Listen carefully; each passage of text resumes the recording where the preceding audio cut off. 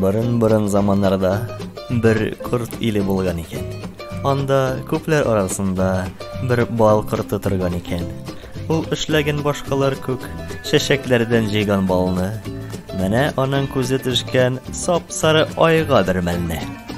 Ул уйлаган, менә бу шәп, менә бу бал, нәк бер тубал, без никадәр җәфа чигеп, чәчәкләрдән җыябыз бал. Алай иткәнче мин әнә әзер балга барам ди ул. Азап та чекмим, интекмим, тик менәмде алам ди ул. Шулай ансат кына уйлап, Тинтәк айга ишеп китә. Айга җитәмени соң кырт, бары үз башына җитә.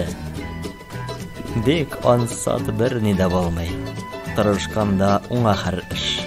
Бу тинтәктәй була күрмә. Иренмә күз нурың. Тырыш.